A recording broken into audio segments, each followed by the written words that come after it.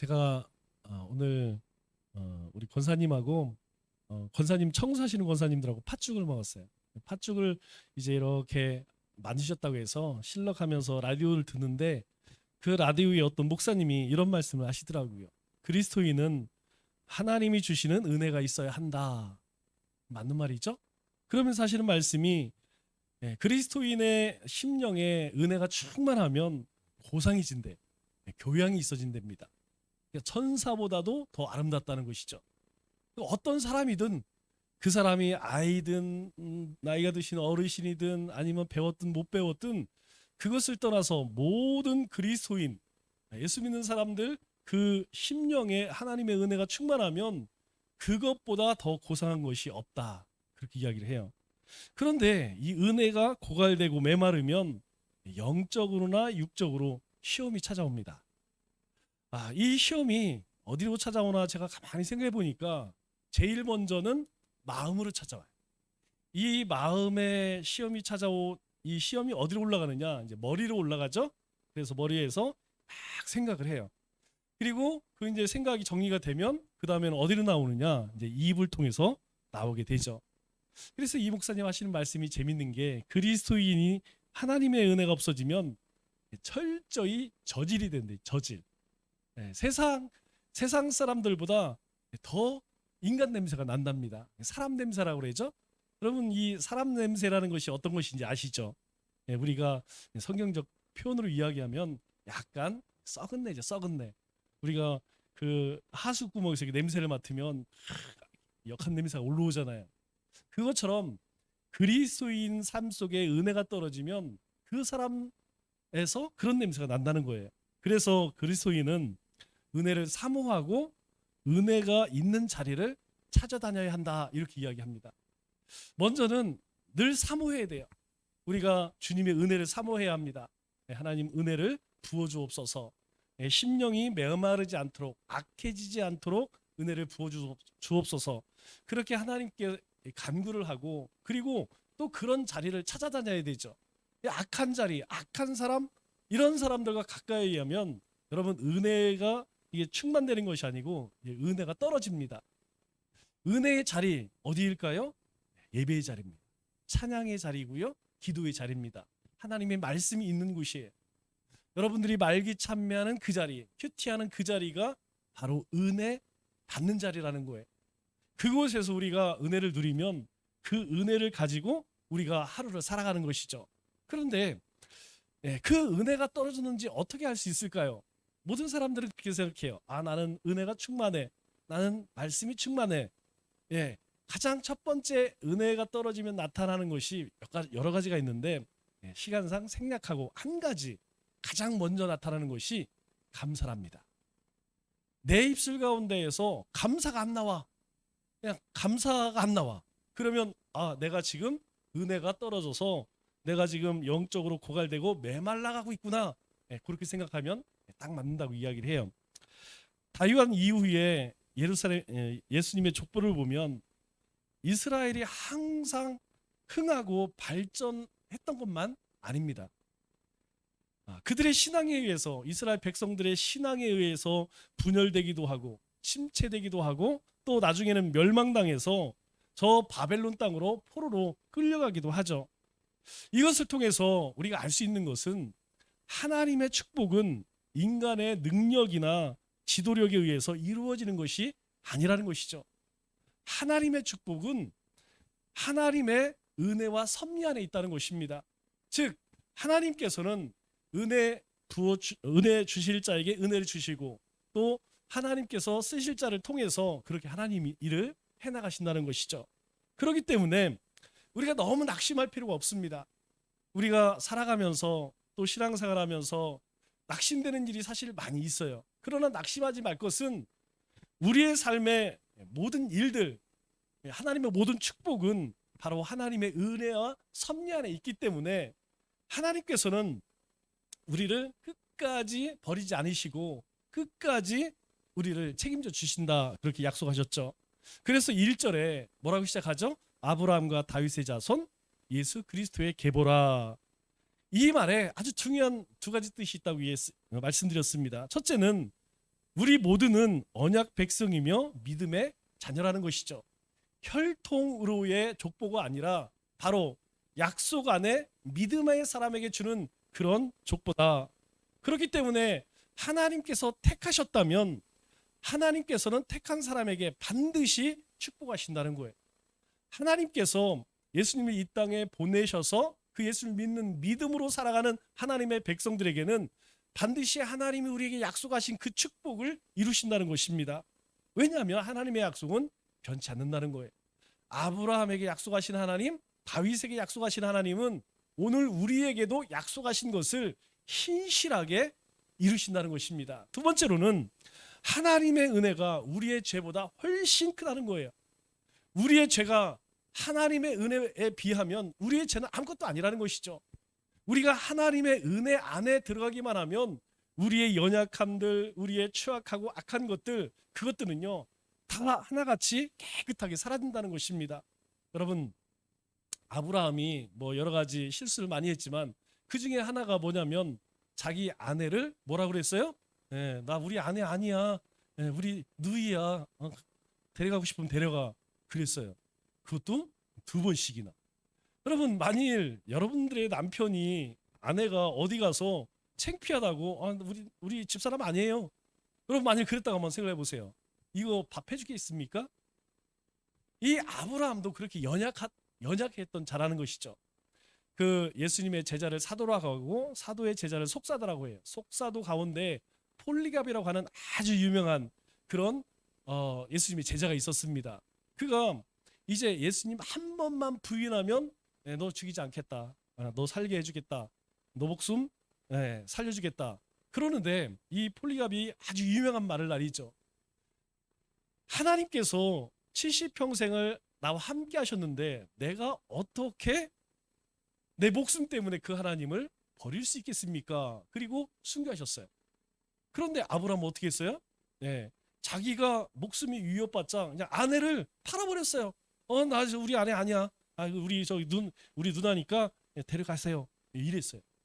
여러분, 다윗은 이야기할 필요도 없죠. 다윗은 살인자입니다. 자기가 자기의 죄를 덮기 위해서 자기에게 충성하겠다고 온 용병 우리아를 전장에 보내서 죽이는 그런 살인자였어요.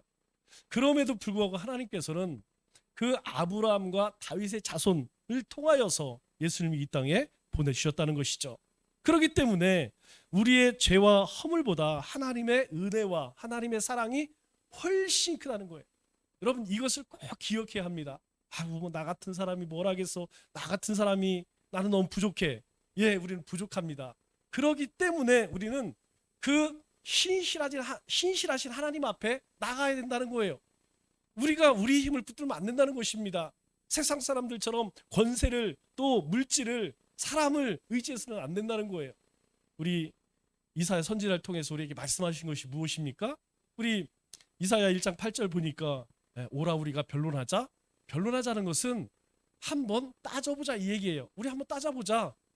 너희 죄가 주홍 같을지라도 눈과 같이 희어질 것이요 진홍같이 붉을지라도 양털같이 희게 되리라. 하나님 앞에 나아가기만 하면 하나님께서 그거 다 진홍 같을지라도 희어질 거라는 거예요. 하나님의 사랑이 그렇게 우리가 생각하는 그 이상의 사랑을 우리에게 베푸신다는 것이죠. 예수님의 계보를 보면 3단계로 나뉘어져 있습니다.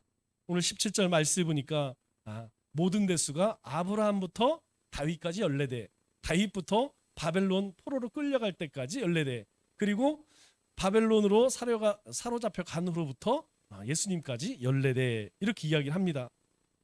이 의미가 무엇일까요? 왜 14대 이렇게 세 단계로 그렇게 나눌까요? 그것은 이스라엘 안에 이스라엘 역사 가운데 흥망성쇠가 있었다는 거예요. 하나님께서 택하신 민족입니다. 그러면 항상 승승장구해야죠. 그런데 그렇지 않다는 거예요. 이 대수를 보니까 어떤 때에는 엄청난 그런 번영이 있었는데 어떤 때에는 그렇지 않았다는 것을 이야기합니다. 그래서 먼저 아브라함부터 다윗까지 14대요. 이 말의 의미가 무엇입니까? 이스라엘을 한 국가로 통일하고 이스라엘 역사상 가장 번성하고 강성했을 때 첫 번째 아브라함부터 다윗까지였다는 것이죠. 그들이 그렇게 번성하고 강대할 수 있었던 것은 무엇입니까? 그것은 바로 하나님께서 약속하신 그 왕권을 받은 그 약속의 역사가 그들 가운데 있었다는 것이죠. 즉 하나님께서 말씀하신 것, 그 말씀을 붙들고 그 약속의 말씀대로 살아가니까 하나님께서 그들을 강대하고 그들을 축복하셨다는 것이죠.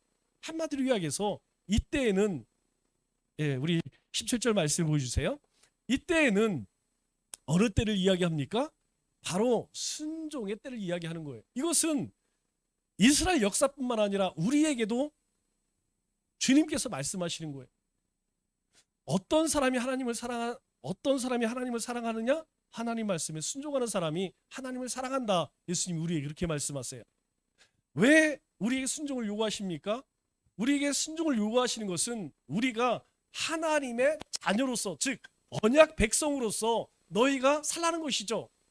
너희가 하나님 없는 저 이방인들 같이 그냥 자기 마음대로 뜻대로 사는 것이 아니고 하나님의 약속의 백성으로 살라는 거예요. 그래서 그 말씀을 쫓아 살라는 것이죠. 그것이 무엇이냐면 바로 순종이라는 거예요. 그 순종을 여러분 신약 시대는 뭐라고 이야기합니까? 믿음이에요. 믿음과 순종은 하나라는 것입니다. 또 다윗부터 바벨론, 두 번째 다윗부터 바벨론으로 잡혀갈 때까지 14대요. 이 말은 이스라엘 역사 가운데서 가장 수치스러운 패배, 그리고 외세의 침략으로 인하여서 완전히 멸망당했던 포로 시대를 의미하는 것이죠. 이상하죠? 아니 아브라함부터 다윗까지는 정말 하나님의 놀라운 축복을 받아서 그 어느 때보다 강성한 그리고 풍요를 누렸습니다. 그런데 그 이후에 어떻게 되었습니까? 그들 가운데에 이제 우상을 섬기고 음행에 빠지게 되고 더 이상 하나님을 기억하지 않아요. 하나님의 말씀에 귀를 기울이지 않습니다. 그때부터 그들은 어떻게 됩니까? 하나님께서 그들에게 하나님께서 축복하신 모든 것들을 다 잃게 돼요. 그런데 이것을 잃어가는 그 시간을 보면 하나님께서 너 오늘 잘못했어? 그래 너 한번 죽어봐라. 그러지 않았다는 것이죠. 여러분 통일한국 시대가 120년이에요. 분열한국 시대가 400년입니다. 무려 400년 이상 하나님께서는 수많은 선지자들, 우리 성경에 있는 선지자들만 해도 17명을 그들에게 보내서 너희들 그렇게 하면 안 돼. 너희들 돌아서 너희들 깨우쳐야 돼. 너 회개해야 돼. 수없이 이야기했다는 것이죠. 그런데 끝끝내 그들은 어떻게 했습니까? 돌이키지 않았다는 것이죠. 우리가 정말 이 족보를 보면서 하나 깨달아야 할 것은 무엇이냐면 분명한 거예요. 우리가 하나님의 말씀을 쫓아 순종하지 아니하면 여러분 우리가 다 순종할 수 없습니다. 하나님의 뜻대로 살 수 없어요. 그렇게 연약한 자들입니다. 왜요?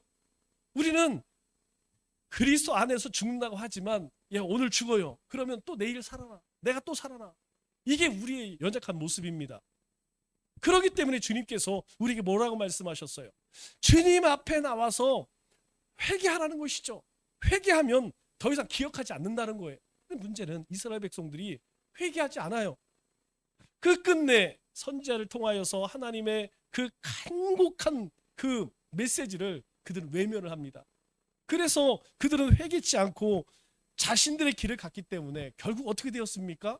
그들 역사 가운데 가장 비참한 비극의 역사를 맞이하게 됐다는 것이죠. 여러분 그 비극의 역사 속에 뭐가 있어요? 하나님의 약속과 축복이 분명히 있어요. 그런데 그 하나님의 약속과 축복을 그들은 붙들지 않았다는 것이죠. 오늘 우리가 이 땅에 살면서 조심할 것이 바로 이것입니다. 우리도 연약할 때 있어요. 넘어질 때 있고 실수할 수 있습니다. 그때 우리가 해야 할 것은 강팍한 마음으로 하나님을 대적하는 것이 아니고 하나님 앞에 엎드려야 한다는 것이죠. 하나님의 말씀에 귀를 기울여야 된다는 거예요. 아, 내가 이렇게 연약하구나. 내가 이렇게 부족하구나. 내가 아직도 살아있구나. 돌이키며 삽니다. 그러나 그렇지 않으면, 회개치 않으면, 돌아서지 아니하면 어떤 인생이라 할지라도 비극의 역사를 맞이할 수밖에 없어요. 여러분, 신앙은 과거가 필요치 않습니다. 지금 현재 내가 어떠한 상태에 있느냐, 내가 영적으로 충만하고 은혜가 충만하고 말씀으로 충만하고 있느냐, 이게 중요하다는 거예요. 오늘 내가 그렇게 충만하지 못하면 여러분 어떻습니까? 오늘 하나님이 우리에게 주신 오늘 하루의 삶을 우리는 매일매일의 삶을 온전히 살아갈 수 없다는 것이죠. 그리고 세 번째로, 바벨론으로 잡혀간 후부터 그리스도까지 14대더라. 여러분, 이 말의 의미가 무엇입니까? 이제 이스라엘은 아브라함부터 다윗까지 그 하나님의 놀라운 축복을 경험했어요. 또 그들이 하나님의 말씀을 떠나 살 때에 아주 비참한 역사도 경험해 봤습니다. 결국 성경이 우리에게 말씀하는 것이 무엇이에요? 우리 스스로는 우리의 죄를 해결할 수 없다는 거예요. 그래서 결국 하나님께서는 포로 귀환한 이스라엘 백성들에게 메시아를 이 땅에 보내주셔서 우리로 하여금 그 예수님으로 구원과 참된 소망을 얻게 하셨다는 것이죠. 더 이상 안 된다는 거예요. 우리의 힘으로는, 우리의 의지로는, 우리가 다짐하고 결심한다고 하여서 우리가 하나님의 거룩한 백성으로 그렇게 성결된 삶을 살 수 있느냐? 없다는 것이죠. 그래서 결국은 이 땅에 예수님을 보내주실 수밖에 없다는 것입니다. 그렇기 때문에 오늘 우리는 그 하나님의 은혜의 역사 가운데 살고 있는 거예요. 하나님께서 왜 예수님을 이 땅에 보내주시는 그 큰 은혜를 베푸셨어요? 여러분, 다른 거 아닙니다. 하나님께서 우리를 지으실 때에 하나님께서 왜 지으셨다고 그랬죠? 우리를 통해 영광 받기 위해서, 또 우리로 하여금 하나님께서 그 처음 지음 받았을 때 그 축복, 우리가 흔히 미문한 명령이죠. 생육하고 번성하게 땅에 충만하고 모든 것을 다릴 수 있는 그런 존재로 회복시키시기 위해서 예수님을 보내주셨다는 거예요. 그러니까 우리가 예수님을 만난다는 것은 먼저는 하나님의 영광을 드러낼 수 있다는 겁니다. 우리의 삶을 통해서 하나님을 기쁘시게 할 수 있다는 거예요. 또 한 가지는 우리가 날마다 하나님의 형상으로 그렇게 닮아갈 수 있다는 거예요. 그래서 주님께서 우리에게 말씀하시는 것이 무엇입니까? 그래, 너희 가운데 먹고 마시고 있는 것 내가 필요한 거 다 알아. 그럼에도 불구하고 너희 삶의 우선순위를 정할 때에 먼저 그의 나라와 의를 구하라. 그 말이 무엇입니까? 바로 그리스도 안에 하나님의 다스리심과 하나님의 회복하심이 있다는 거예요. 그래서 우리 가운데 예수님을 보내주셨다는 것이죠. 그렇다면 중요한 것은 이 14대의 시대를 보면서, 각각 14대의 시대를 보면서 나는 지금 어떤 시대를 사느냐 하는 것입니다. 이 족보 가운데서 나는 아브라함과 다윗 이 14대의 시대처럼 그렇게 하나님께 온전히 순종하고 믿음으로 살아감으로써 모든 일을 형통하고 있느냐, 아니면 여전히 하나님의 말씀을 들음에도 불구하고 내 길을 가고 있느냐, 아니면 하나님의 은혜가 없으면 살 수 없습니다 라고 하는 하나님의 은혜의 시대에 살고 있느냐. 여러분, 한번 이 족보를 바라보면서 여러분 한번 스스로 점검해 보시기 바랍니다. 그리고 이 계보 안에는 재미있는 두 가지가 숨겨져 있어요. 시간이 없어서 짧게 이야기하겠습니다. 첫째는 무엇이냐면, 여러분 14대요 14대더라. 그런데 이 족보 가운데에는 빠진 사람들이 있어요. 빠진 시대가 있습니다. 우리가 열왕기를 보면 많은 왕들이 나와요. 그런데 많은 사람들이 이 족보 가운데 생략이 됩니다. 왜 생략되었을까요? 쉽게 이야기해서 필요 없는 사람들이기 때문에, 하나님도 없고 믿음도 없고 하나님의 구원, 구속사 역사 가운데에서 아무 필요 없는 사람들은 이 족보 가운데 이름을 다 빼버렸어요. 대표적인 것이 애굽 시대의 사람들, 그리고 정착할 때 시대들, 그리고 열왕기 시대의 왕들. 여러분, 그 사람들의 이름이 많이 빠졌습니다. 왜 그래요? 그 사람들은 왕에 있었지만, 이 족보 가운데 원래 이스라엘 사람들이지만 예수님이 이 땅에 오시는데 요만큼도 도움이 안 되는 사람들. 다시 이야기해서 이 믿음의 족보 가운데 올라갈 수 없는, 믿음 없이 살아가는 사람들은 다 빠졌다는 거예요. 여러분, 이것이 중요합니다. 우리가 이것을 봐야 돼요. 우리가 이 족보를 보면서 누가 과연 나는 이 족보, 예수 그리스도 다음에 내 족보가 하나님 앞에 섰을 때에 그 생명책에 있느냐, 이게 중요하다는 거예요. 분명 이 족보는 어떤 족보라고 그랬어요? 혈통의 족보가 아니라는 거예요. 믿음의 족보라고 말씀했습니다. 만약 혈통의 족보라면 이곳에 5명의 여인이 들어갈 수 없어요. 결코 이 족보 가운데에 다말, 라합, 룻, 그리고 바세바, 그리고 마리아 이름이 들어갈 수 없어요.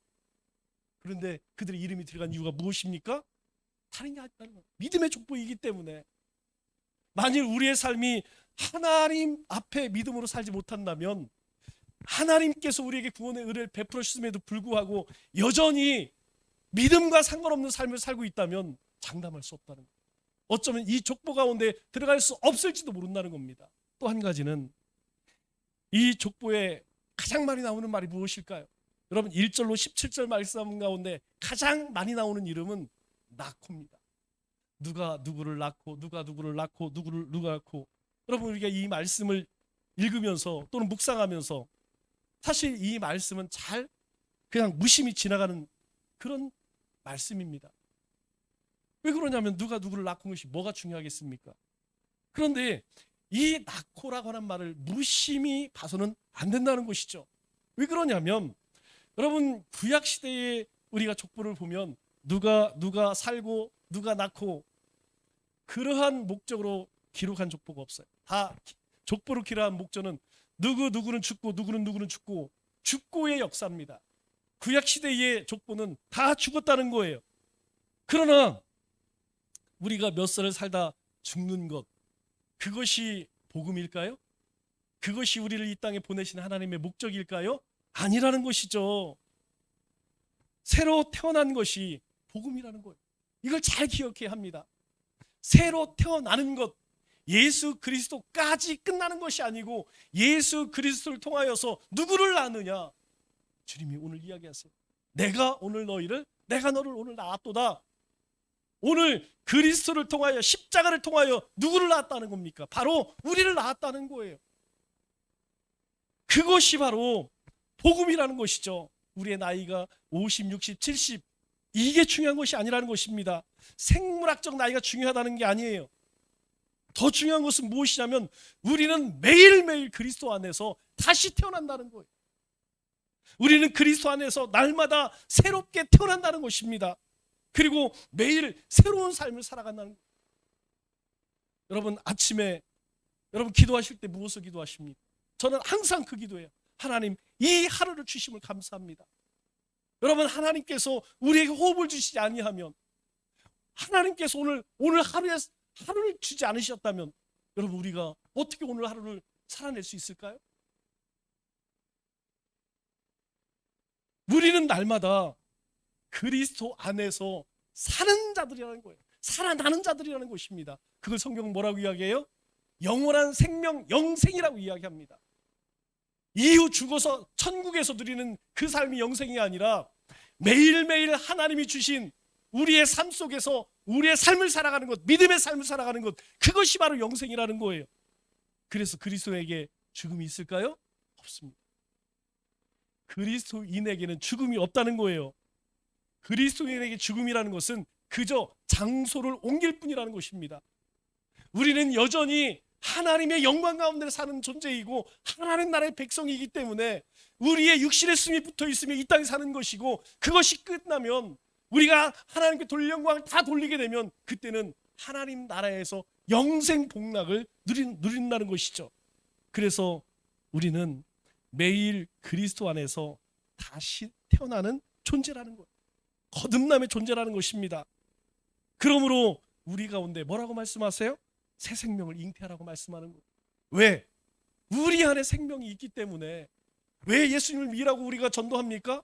예수님 안에 생명이 있기 때문에, 그 예수님이 우리 가운데 있기 때문에 우리 안에 영원한 생명이 있다는 거예요. 그래서 예수님께서 요한복음 11장에 뭐라고 이야기합니까?